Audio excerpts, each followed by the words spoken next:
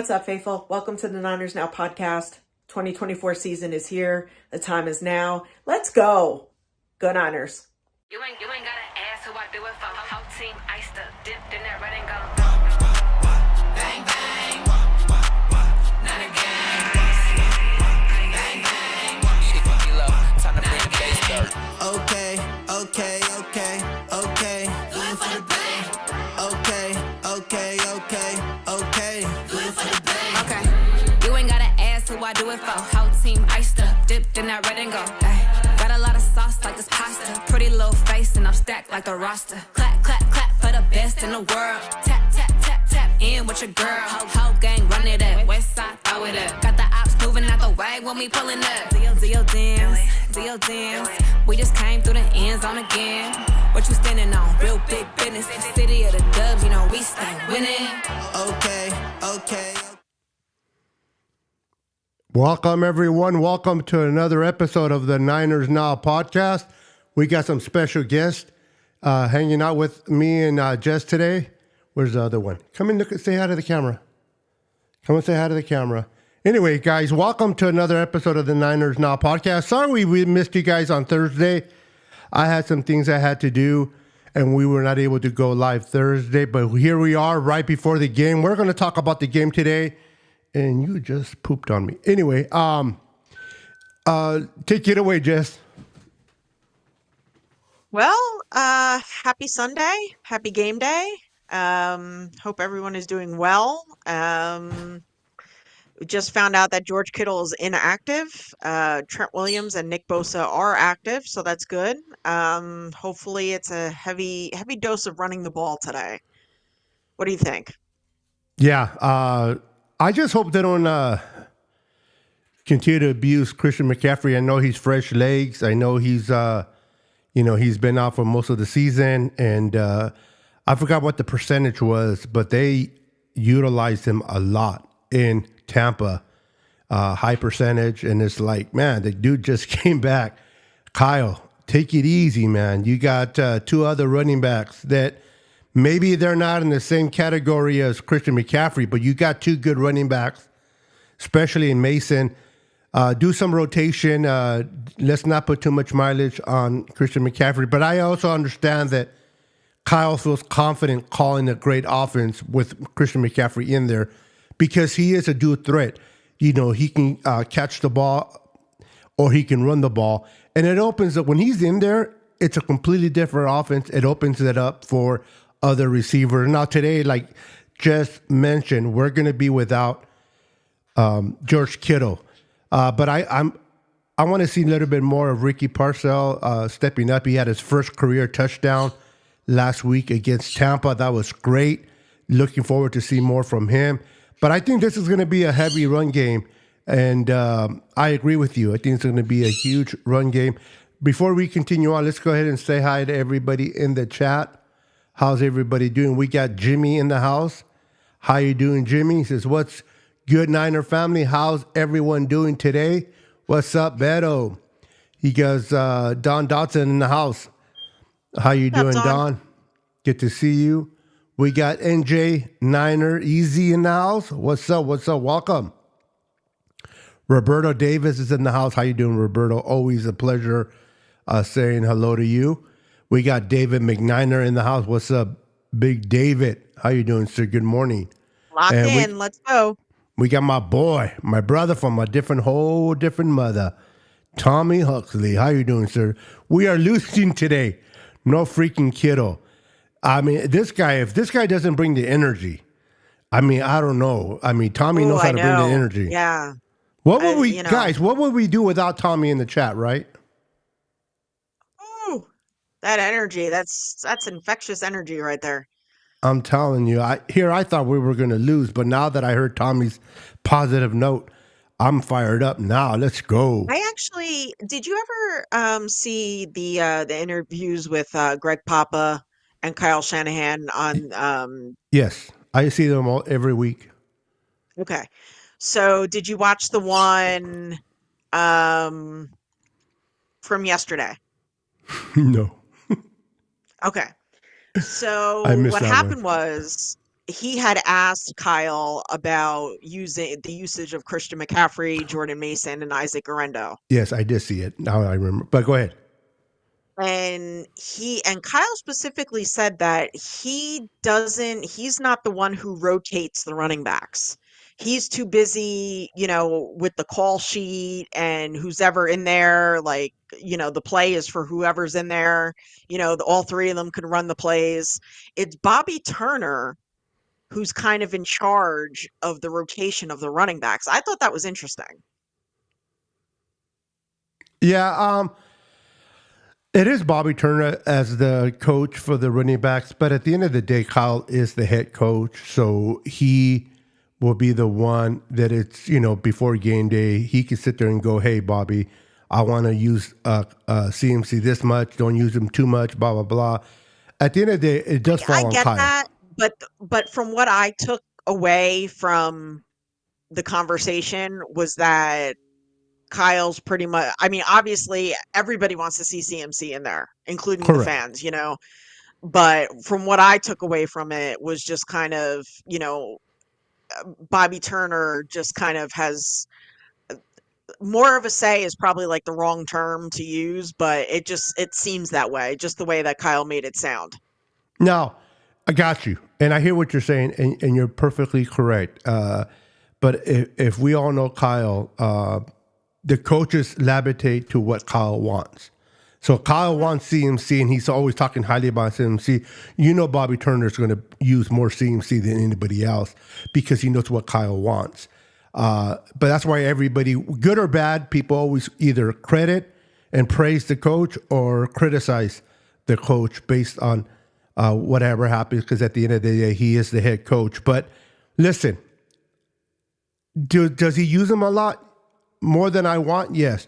But then on the other side, how can you get mad when the plays are opening up, when we're starting to score, we're starting to move the ball? Ricky Parcell was able to get a touchdown. Kittle's able to do things. We're able to move the ball because of the presence of Christian McCaffrey. And Kyle is a creature of habit. He loves to call plays with CMC in there. So it's one of those moments, Jess, is damn if you do, damn if you don't. If he utilizes him too much, people get mad. If he's winning and we're moving the ball because of Christian McCaffrey, everybody's fired up. But the minute we lose a game, then everybody goes back to blaming Kyle for using him too much. Listen, either you enjoy him in the field or you don't. You can't have it both ways. If we win, we didn't use him. They don't care about how much he was used, especially if he had the winning touchdown. But if we lose, everybody likes to do the blame game, right? Everybody wants to blame Kyle for this and Kyle for that. But it takes guts to do what he does. I love that he doesn't care what people think. He doesn't care what the fans think. All he knows is, this is my job. I'm here ready to win, and I'm going to do everything it takes to win a game. If it plans out, great. If it doesn't, it doesn't. I know fans, we get emotional. We get all into our feelings, and we like to do the blame game. If things don't go right, let's blame this person. Let's blame that person. At the end of the day, nobody wants to lose on the 49ers. Kyle doesn't want to lose. John Lynch doesn't want to lose. Nobody wants to lose. Things just don't work out. Or it could be that the other team was better prepared, or breaks happen to help the other team. But I don't get it just when fans get upset when things don't go their way. But I do know this. We're facing a Seattle Seahawks that is at the bottom of the West. Every game you can't take lightly. On any given Sunday, we know things can happen. But the Niners, at least on paper, are a much better team. Yes, they'll be without Kittle. But I expect this not to be a close game. I expect the Niners to win at least by 2 digits. What are your thoughts based on the matchups and based on what the Seahawks have been doing up to this point, and the Niners starting to get healthy, minus, obviously, Kittle? Well, the 49ers are clearly the better team, but this is a divisional game, and divisional games are always played, very, very tough. I don't expect this to be a close game either. Yes, he is officially out. I don't expect this to be a close game either. But we just have to play 49er football. We have to take care of the football, no turnovers. The defense has to step up and get some turnovers. It's Geno Smith. I mean, we should be all over him. Um, their center just retired this week. So they have a backup center in there. And I think we'll do pretty well. I think if we, part of that interview as well is Kyle, stressed about running the ball a lot. So hopefully we do see a lot more of Jordan Mason and Isaac Orendo, because I think it's a good mix of the three of them with CMC. I agree. I agree. I just want to show you guys who's sitting on my microphone, just watching me do the show. They're just sitting there. They're just hanging out. This is the mic. Oops, too close. My mic bar, and they're just there supporting and enjoying the show. Try not to fall asleep. It's funny. They try to fall asleep and then they lose the control and they drop to the floor and they fly back up. Let me get rid of this. But anyway, back to the show. Sorry, guys. I just thought I wanted to share that with you guys. But Tommy says, Kiddo officially out. Yes, he is definitely out. Corey, how you doing, Corey? Welcome to the show. It says Brian Murphy and Woolen will play this time against the Niners. They are out. They were out the last time against the Seahawks, for the Seahawks. Excuse me. Now, keep in mind, I don't know if he played. I don't think he. Niners are still the better team. They are, but I don't think what's the name? Matos was in the game last time, and he's going to be playing on defense, and we're going to hopefully he can make an impact defensively. Yeah, Yatir Gross-Matos is back. Yes, he's back, and who else is back that did not play in that game? Oh, not that he's back. We are missing Brandon. Obviously, he played that game, but Ricky wasn't installed in the system yet. Ricky is going to be a player that they're not familiar with. So it'll be fun to see how they defend Ricky and how Kyle utilizes Ricky against that defense. Listen, I don't know about Seattle, but Seattle is not good in the secondary. Their pass rush is not there. We know that if you give Brock enough protection and enough time, he will destroy you. He had a great game against them in Seattle. I understand the points show different, but special teams. Let's talk about special teams for a minute, especially in this game. If there's an area of weakness on this team, it's definitely special teams. Special teams has kept us out of winning, I can say, at least 2 games against the Rams in Arizona. Our kicking game, we got Jake Moody back. He missed 3 field goals.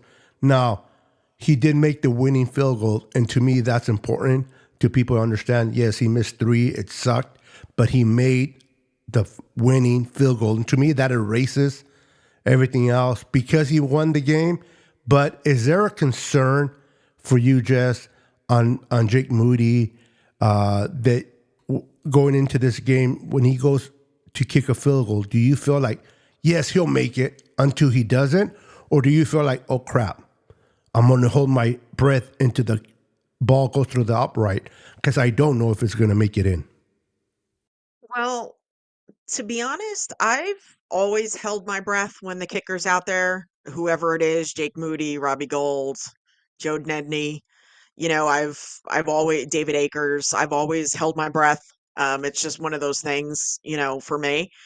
But I think what Jake Moody went through last game, the adversity that he went through and stuff like that, and then, coming through and making the game-winning field goal, I think he needed to go through that. So I think we see a perfect Jake Moody today. I hope so. I really, really do. I'm with you. I think it was his first time back after injury. He was trying to get his thoughts together. And people don't realize it's not easy to make field goals.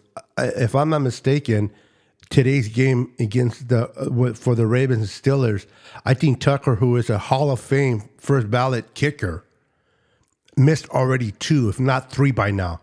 And He's a Hall of Famer. So do we want that? No. Do we want to assure ourselves that if he has to kick a field goal, it's going to be good? Do we miss Robbie Gould? Yeah, I do. At least I do. But I think this kid will be okay. To an extent, because like Robbie Gould making like the long-term kicks, which let's bring up Perry's comments because we need that energy. Let's go 49ers, bang, bang, Niner gang. The next one, make it 6-4. We need that energy. The other energy, like I wouldn't even bother bringing those comments up. I got to be fair to everyone. Oh my goodness. I'm fired. I'm fired up right now. I'm tired of the negative. Oh, there you go, Tommy. Shot at you, bro. Stop being negative. She's going to reach to that screen and crack you in the neck, buddy. No Kittle and hurt Trent Williams, and Bosa gives the Hawks a better chance. Bosa gives the Hawks a better chance. I don't. With Trent Williams and Bosa banged up, it gives the Hawks a better chance, which I disagree. Yeah. Everybody's banged up. There's no player that's at 100% this time of the season. So the fact that the Gross Matos is back on the lineup, it's a positive energy for me. The kid can play. He's a good athletic. He can play in the outside, inside. I think he'll put that pressure. That front four, it just has to do what it has to do, disrupt. Now, am I very confident in their quarterback? No. Geno Smith is known to throw interceptions. And talking about interceptions, let's talk about our extended 5 more year corner. Well-deserved Demo on his 5-year contract. The kid wanted to be here. The Niners wanted him here. And this is why I saw them sign him getting signed in November instead of the offseason. And I'm glad they handled him the way they did because the Niners know that in the offseason it's going to be a fiasco with the quarterback situation. And I'm glad that they at least got Demo out of the way, signed, how does it go? Signed, delivered, or how does that go? Signed, sealed, delivered. Signed, sealed, and delivered. Thank you. So I'm glad he's out of the way. Well-deserved for Demo. He earned every penny. And it was a friendly contract, honestly. That just shows how much Demo loves the 49ers. And why wouldn't he? He's gotten his break here. He's been everything he learned here. And you can tell he is a faithful, dedicated corner. And I expect him to have an interception on Geno today. What's your thoughts on that? I was actually just going to say that. I expect him to get a turnover today. I think it would be fitting. He gets the contract extension and he goes out there and, I'll even say he gets a pick 6 today. It's Geno Smith. I mean, we should be taking advantage 100%. Yeah, it definitely is. Now, we got to make sure that the run game doesn't get started. We got to shut that run game down. Now, their offensive line is not great, so I expect that to be done. But we got to make sure that they don't get that run game started because if they do, that'll bail out Geno a lot. So we got to make sure that if they're going to beat us, they're going to beat us with Geno Smith through the air. And we're going to challenge them to do so. I expect the Niners to shut down the run and make Geno throw. And Geno's going to make those crucial mistakes, and we're going to capitalize on it. And I expect the crowd noise to be on fire, to have the energy, to be loud, and to the point where Geno can't even hear himself give the plays out. So I expect to be a great crowd today at Levi's, and I expect the Niners to dominate Seattle because we got to win every game. A lot of people say, is this a game a meaningful game? Absolutely, or a must-win game. I think this is me personally. I think at this point, every game is a must-win game because out of all the divisions going into the playoffs, at this point, the only team that is coming out of the NFC West is going to be the division winner. I don't see two teams coming out of the West. So you got to win your division. Right now, the Cardinals are playing good football. So we got to keep up with them if we want to make that head-to-head game with them meaningful towards the end of the year. So this game needs to be won. I think the Niners will do it. I think Brock Purdy will be dialed in. JJ, Jawan Jennings is going to be dialed in. And we're going to see a lot of running game with CMC. How many? Oh, let me ask you this way. Who scores the first touchdown against Seattle today? What's up, Papa J? That's a tough one, but I think we're gonna run the ball a lot. So I think I'm gonna go with CMC. Okay, now is he going to be? Now you said run, so obviously I know you're referring to rushing, but you think that first touchdown would be a rushing touchdown or a receiving Yes, touchdown? yes, Rushing. rushing touchdown. I Yep. love it. Papa J says the Malik the Lot Mustafa. I like that. Is going to have a great day. Let's talk about this young kid. First year rookie, fourth round pick. He has been really every game he's been learning. The fact that Hufanga has been hurt, he's been taking advantage of every opportunity given to him, and he hasn't. I don't think he'll give the job back to Hufanga. Him and Jair Brown are playing good football together. Do you see these two kids being the future of this team going forward? Or do you still think Hufanga might be part of this? You know, I don't know. I mean, Malik Mustafa is playing lights out. You know, with as it pertains to this game, him and Renardo Green had an excellent game last time we played Seattle. So I expect that again today. You know, I think Talanoa Hufanga, I mean, you know, I don't know if he's going to be with us after this season. So we'll see what happens. Hold on. All right. You can hear me, but you can't see me. I'm with you. I had to turn off the camera for a second. My birds are just acting up. Guys, I apologize for the inconvenience for those that don't like birds. The birds that were moved into my office, the wife said, move them into your office and move them out of the house. So I brought them in here. They are like little kids. They get into things. They got wires, screens everywhere. And if I don't keep an eye on them, they'll mess up my screens. So, and I don't know if you've seen my office, but I got 6 screens facing me right now. So they like to go on top of it and poop on it. So if you see me get off screen, I apologize. But I love my birds. I do not apologize for them, but I just apologize to you guys for the interruptions. But I'm fired up for this game, Jess. I'm fired up to watch this game. Every game is important. We had a tough win last week against Tampa. We went in there and we didn't win by much, but Brock continues to show what kind of quarterback he is. I know that this offseason we're going to get into a lot of discussions about is he worth 60, 65, and we're not going to get deep into that tonight. But that's going to be a discussion that we're going to be having a lot in the offseason. But what he showed me last Sunday, did he have the great numbers? No. But he threw for, well, he actually didn't have bad numbers. He threw for what? 353 yards, 2 touchdowns, and 0 interceptions. That alone showed me that when he needs to win, he won that game. People tell me, oh, it's the system. It's Kyle. It's the players. It's the Avengers. Blah, blah, blah. He showed that he had to win that game, and he did what he had to do to win it. To me personally, I didn't care what people say or agree or disagree with me. He is our franchise quarterback, and I'm glad to have Brock on this roster. What's your thoughts on Brock and what he did last week, Jess? I thought the first half of the game he was a little rusty.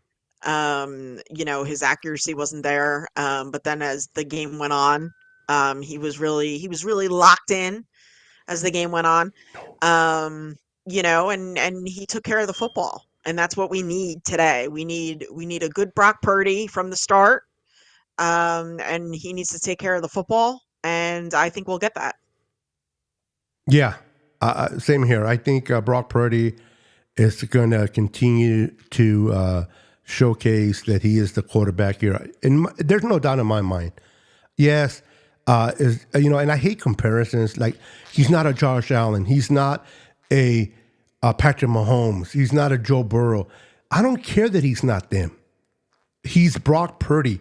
And within this system, with Kyle, he is doing great things for us. And the reality is, when people say, well, if you put him on this team, he's not on those teams. He's on this team with this roster, with this head coach calling plays. They work good together. They can finish each other's sentences. And that's what you want.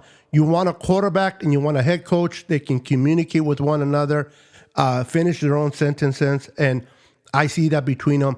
So I don't care if he has the great arm. I don't care if this or that. He, to me, can win games. People forget he's young and he's going to get better.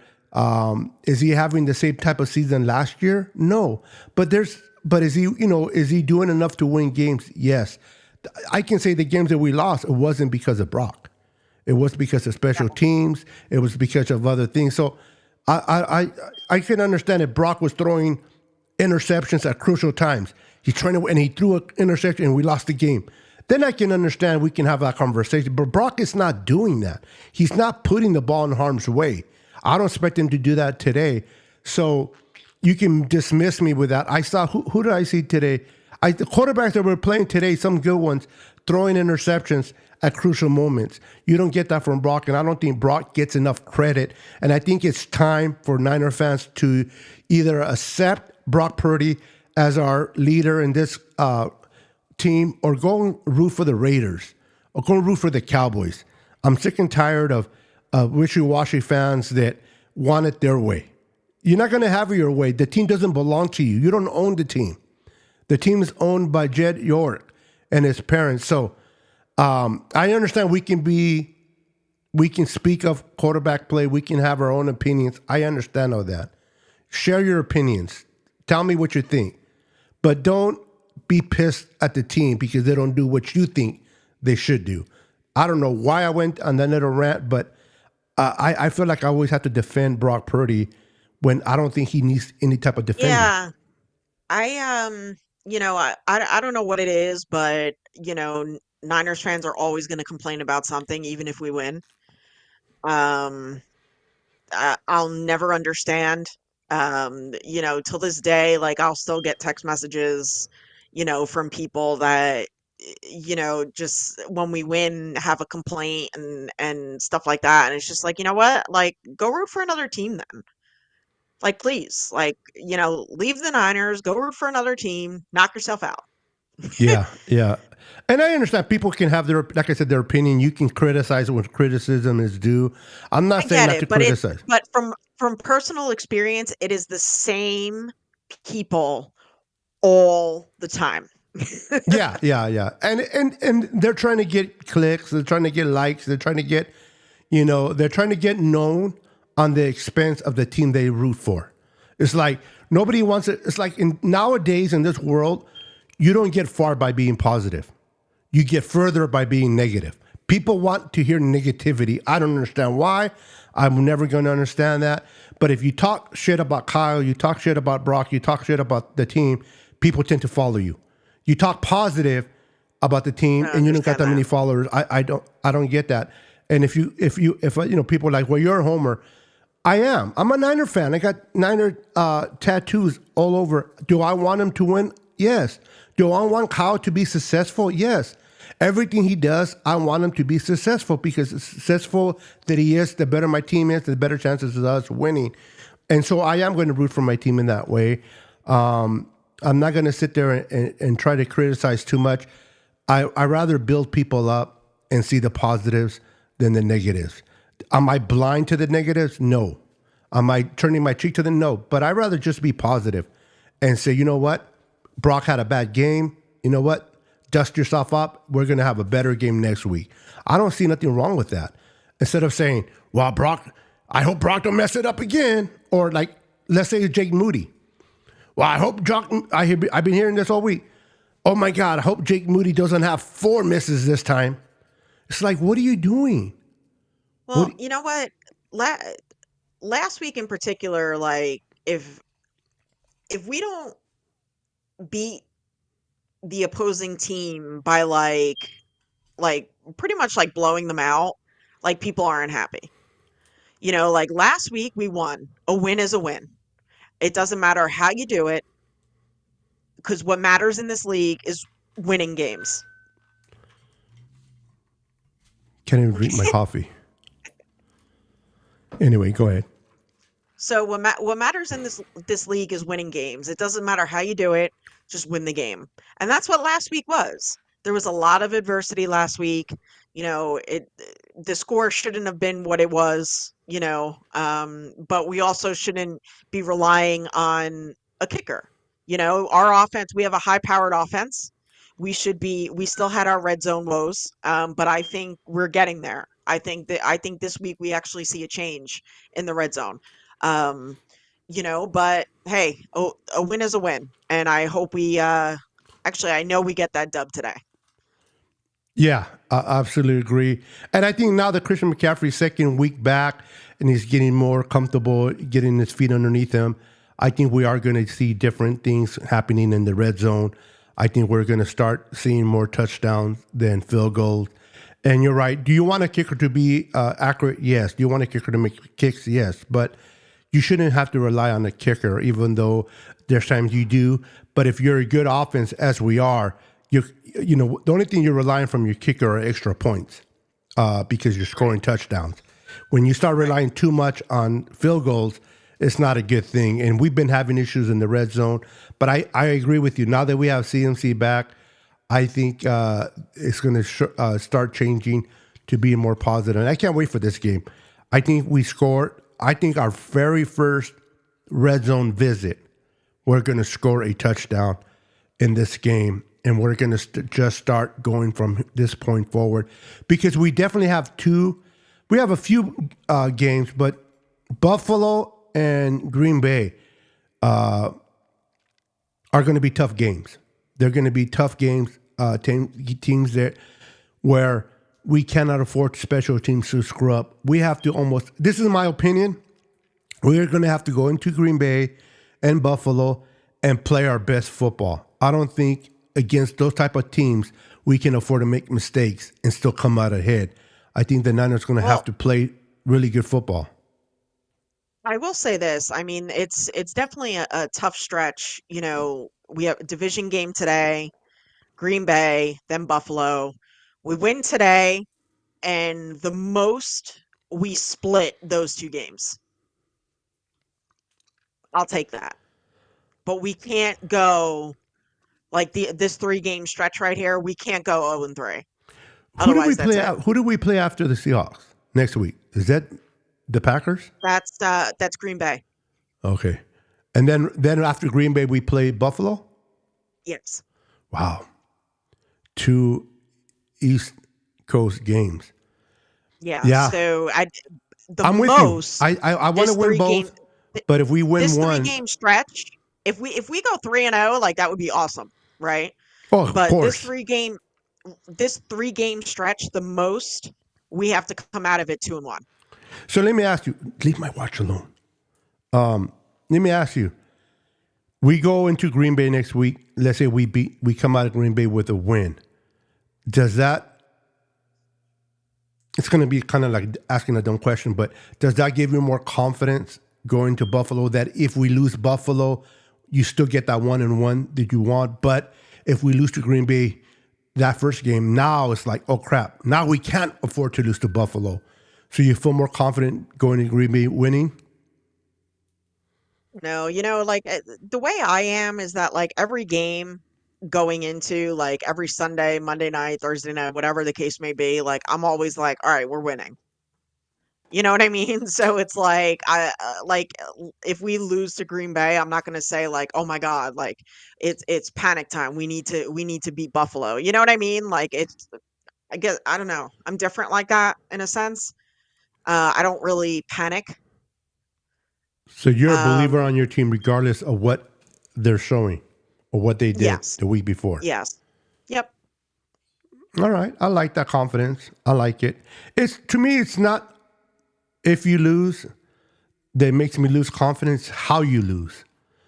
If you lose a tight game where it could, you're battling out and they make the last kick at the last minute and you run out of time, then it's still a loss. But if you just get blown out, like we go to Green Bay and we get blown out by 20 more points, then I would tend to worry more about Buffalo from that perspective. But if we go to Green Bay and let's say we lose on a very close game and we fought through the whole game, am I going to sit there and say we may lose to Buffalo? No, I'll be confident. So, you know what? We're going a little ahead of ourselves. At least I am.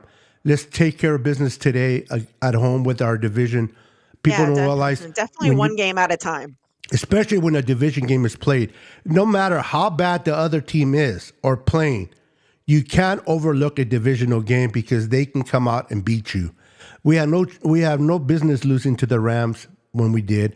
We had no business losing to the Cardinals, and we did. So we need to beat Seattle today, and if we beat them today, it'll be our 7th straight beatdown, and it'll be the 6th. Is it the 6th straight game that Geno Smith has not beaten the Niners? And let me rephrase it. Geno Smith losing today has not beaten the Niners since he became the starting quarterback for the Seahawks, which is very, very interesting. And I think the Niners are going to make sure that he don't change that. So who do you expect to step up defensively, especially if Bosa is playing hurt, he's not playing at 100? Who do you expect to really, really step up? Or better yet, who do you want to step up and really make an impact today? I would love to see more of Leonard Floyd. He's been very quiet this season. Yeah, go figure, huh? When he comes to us, he gets quiet. I'm like, I mean, like when we signed him, I was just like, wow, this is great. Like I know, like on my show, like Maddie was just like he was like pounding the table last year for Leonard Floyd. And we signed him, and he was like over the moon, like what is his thought so for far him. about him right now? Yeah, and now it's just kind of like you don't even, Leonard Floyd's been very quiet. And so I would like to see Leonard Floyd like really have a game today and just pretty much the entire defensive line as a unit. Even throw Nick Bosa in there, even though he's banged up and but like Gross Matos, Malik Collins, Jordan Elliott, like just hopefully they let them all step up today. Yeah, I'm with you. Hi, Melissa, my little sis. How you doing? Welcome to the show. Always an honor to have you in the chat. And then my big sis, Dawn. I got my little sis, Melissa, my big sis, Dawn. They're both younger than me, but between them, she's the older one. I love them. Never met neither one of them in person, but they're my sisters from heart. I love them, and I love their support. I even have love for Tommy. Tommy knows that. And Tommy's hard to love, but I have love for him. Tommy knows I'm kidding. Melissa says, I want to see Matos mark ball out, excuse me. My reading today. Because I'm using my little monitor for us to be on, and I wore the wrong glasses, but I didn't want to get up and change them. These are the ones you see far, not close. Okay. Bosa had his worst game of the season. Must have been because of the hip point. Yeah. Pain will deter you from doing what you want to do. I mean, the mind says one thing, the body says something different. When I'm laying in bed and I'm about to get up for the first time, my brain's like, okay, you're going to do this, you're going to do that, and then I get up, I'm like, oh no, maybe I'm probably not going to do that much today. And for him to play with that pain and still sticking it out, it just shows what a trooper Bosa is. And he brought some pressure. Yeah, he did have his worst game, but he was still effective. And I expect him to be effective in this game. I expect to see a lot of pressure coming in and disrupting Geno Smith, confusing him, and making him make mistakes. And I see the Niners capitalizing on it in the secondary. Do you think the Niners will score on defense in this game? I think so. I think, Really? I like it. yeah, I mean, I said before, I think Demo gets a pick six. Ooh. All right, so let's make this a little bit more interesting. A pick six is welcome no matter when, obviously. But wouldn't it be that it's 2 minutes? There's 2 minutes to go. The Seahawks are driving. All it's going to take is a field goal for them to win. And they right at the 10-yard line of the Seahawks, he throws an interception. Demo runs it back for a pick six to win the game. Wouldn't that be something? It would be, but I don't like the fact that because It's the close. Seahawks would be going down. Yeah, I don't like the fact that the game would be that close. So, I knew you you know were what? going to I'm say I'm that. kind of more as thinking like, the Seahawks' first possession of the game You want the game and to be Demo over by just halftime. yeah, yes. I See, I pr- See when you watch 49ers football, you should prefer that the game to be over by halftime. well, I'm going to disagree on that because at the time that I'm watching live TV, no, obviously. But I love football in general. I mentioned this, no matter who's playing. I love when the teams, grunt it out and it's back and forth, back and forth. Like, for example, the Super Bowls. I seen them all. I was there. The Cincinnati games were like more exciting than the Broncos game. When we won 55-10, everybody in the stadium knew the Niners were going to win that Super Bowl by halftime. And it was like, okay, everybody's just talking and having a good time. But when you're at the edge of your seat and you see Joe Montana with 2 minutes left drive down the field, throwing up during commercial, because that's what he did when he was in the lineup, and he throws that strike to John Taylor for the winning touchdown. It's something about that just is amazing. Now, I hear you. I get that. I get that, but You the don't want the stress. 49ers as of late, it's just, it's very high anxiety watching them. You know what I Well, mean? So it's I like get you. I get you. Based on how they've been that's playing. pretty much what I'm talking about. Yeah.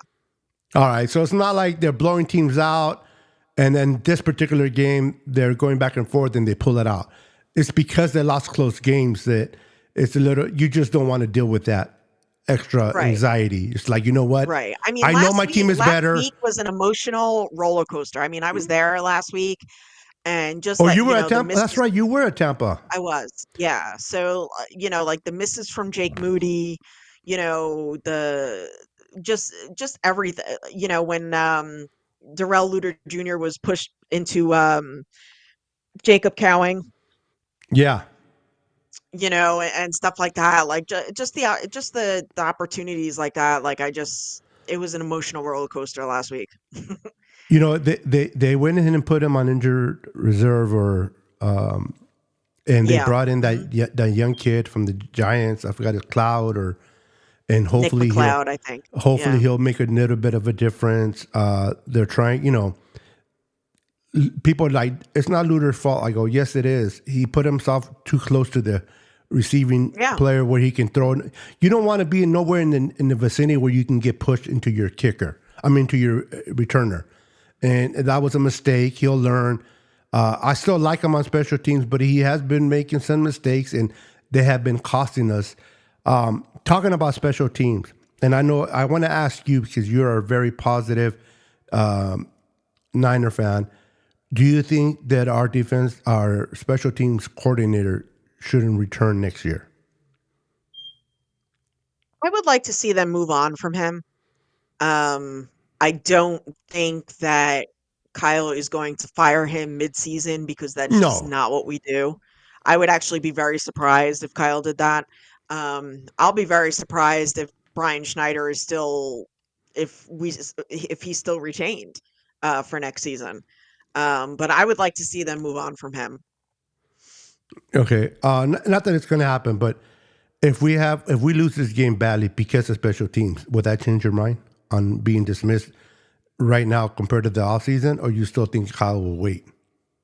No, I still think he'll wait. All right, so let's not lose that way then. But I'm with you. I think he won't retain, and I'm not certain, but I hope he wouldn't because this guy's. I have no confidence in him. He has the players. He just doesn't coach them well. So I'm ready to move on. I'm ready to find someone that we can bring in. Because the last couple of years, the weakest spot always has been special teams. When was the last time we had a freaking special teams all Pro Bowlers? Or not all Pro Bowlers, but, like Pro Bowler gunner or something like that. When was the last time you remember? And you can't say that we haven't addressed special teams Oh, they because have. we we signed George Odom, we had Ray McLeod, we drafted Jake Moody, we drafted Mitch Wishnowsky. So you can't say that we haven't addressed special teams. Like presently we brought in Nick McLeod from the Giants. You know what I mean? So you can't say that. I mean, the players are there. I know Brian Schneider is highly respected, and he was really great when he was in Seattle, and stuff like that. But I just at the end of this season, like if this continues, I definitely think it's time to move on. Yeah, and I know they say kickers come a dime a dozen. You can always get a kicker at the grocery store. You can get a kicker no matter where. I think with Jake Moody, because he was drafted with a third-round draft pick, sometimes teams don't want to let go or give up on a player too soon because of where they were drafted. Do you think that might bite us in the butt, that if Jake Moody continues to struggle, that they won't give up on him because of that draft pick? Or would you be in favor of, if he continues to struggle, you know what, bring someone else in and shut him down and then get rid of him? I see them. I don't think he's going to continue to struggle. I like that. Last week was his first week back. Should he have been brought back last week? I don't know. Jury's still out on that. But it seems that, just in talking to Kyle and John on KMBR, like it seems like, maybe the ankle wasn't too, close to 100% last week. But I don't think he continues to struggle. I think this is something he needed to go through. And I think, like I said, I think he has a perfect game today. I like it. So no misses today from Jake Moody. No. Well, let's be Better honest. not. I hope he don't even get the chance. You know what I mean? No, I agree. Like because it's like I don't like relying on a kicker, period, whether it's Jake Moody or somebody else. Or I don't Justin like relying Tucker. on a kicker. Don't matter. Yeah, I hear you. Yeah, like Harrison Bucker, like whoever, it doesn't matter. I don't like relying on a kicker, period. But unless it's just to kick, Extra points. extra points. That's right. That's it. Anything else, let's get in the red zone. Let's punch it in. Let's get a touchdown. That's my mentality. So give us a score prediction in this game. How do you see this game playing out? I'm going to go 34-10 Niners. Wow. I love that. What's up, JD? He's in the house. No heartbreak attacks, please. No heart attacks. Please. God, today's my reading. I'm telling you. I agree with you, JD. No, let's sit back today and enjoy a beatdown, an old-fashioned beatdown. Let's get back into gear, play 49er football, make no mistakes.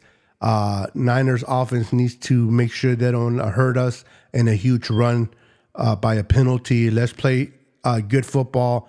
Let's keep the mistakes to a minimal, and let's go out and showcase that the Niners have never left. They are here to stay, and we can still make a run this season. With that said, I'm going to say this game goes 34-17 Niners. 34-17 Niners. And I think a lot of that's going to be kind of garbage points. But we'll see how it goes. I'm fired up, man. I'm fired up. I've been seeing some of these games. I know Detroit is winning or won. And look at Don's kind of close to you. She's keeping them at 10. Okay. You said 37? I said 34-10. Oh, 34-10. Okay, so there you go. Detroit, I believe, won. It looks like more and more they continue to win, they're going to hold the number one seed. So going into Detroit. But listen, as long as the Niners get healthy, get players back. I don't care who we face in the playoffs. I don't care whose team's records are, where they're at. I don't care that we haven't beaten the Vikings in so long in Minnesota. To me, playoffs are a different animal. Teams play different.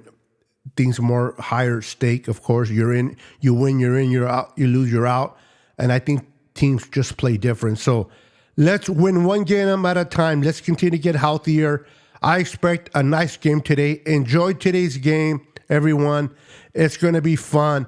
And let the Niners prevail. Join us every Thursday at 5 p.m. Pacific Standard Time for me and Jess as we come on with the Niners Now podcast.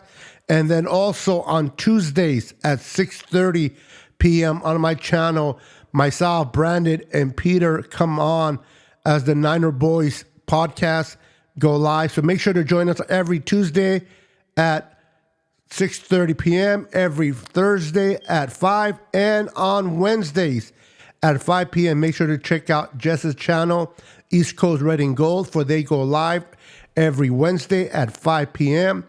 Remind everyone again of your whole group. I'm always forgetting somebody's name. Yeah, it's myself, Ty Alston, Maddie B, and your girl Bex. We're on every Wednesday at 8 p.m. Eastern, 5 p.m. Pacific. It is the East Coast Red and Gold podcast. There you go, guys. And they have a lot of special guests. She won't bring one on this show, but she'll bring him on hers, which, you know what? I'm not even going to let that bother me. It doesn't bother me, but she does bring a lot of great guests. Make sure to support her channel. And if you haven't already liked or subscribed to her channel, go out there and subscribe her and show her some love. I appreciate it. Everyone, enjoy today's game. Have fun. I might go live on my phone during halftime. We'll see on my channel. But until then, we'll see you next Thursday. Have a wonderful game. Let's God get bless. this dub. And let's Go get Niners. this dub. Go Niners. Peace. Locked in.